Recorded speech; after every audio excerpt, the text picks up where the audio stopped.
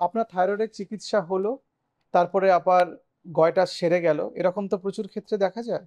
কিন্তু দেখা যায় যে আপনি যখন গয়টারটা কমে গেল, তখন আপনি ভাবলেন যে এটা থেকে মুক্তি পেয়ে গেলেন। কোনো ডাক্তারবাবুর পরামর্শ ছাড়াই আপনি চিকিৎসা বন্ধ করে দিলেন। দেখা গেল আবার গয়টারটা ফিরে আসতে পারে।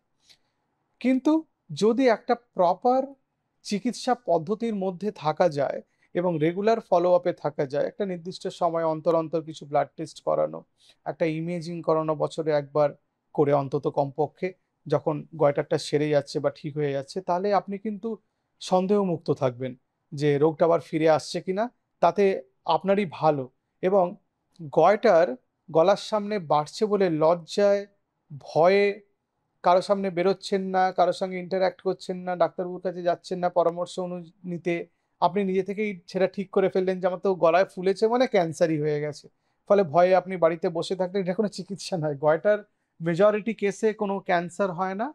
খুব সাধারণ একটা অসুখ হয়, তার চিকিৎসা পদ্ধতি আছে। যদি সেটা কমপ্লিকেটেড হয় সেটা অপারেশন করতে হয় এবং অপারেশনের মাধ্যমে সেটার সুষ্ঠু একটা চিকিৎসা আছে এবং দেখা যায় যে ওষুধের মাধ্যমেও কিছু শতকরা কিছু পার্সেন্টেজ সেটা গয়টা সেরে যায় এবং আগের অবস্থায় ফিরে আসে থাইরয়েড গ্রন্থি।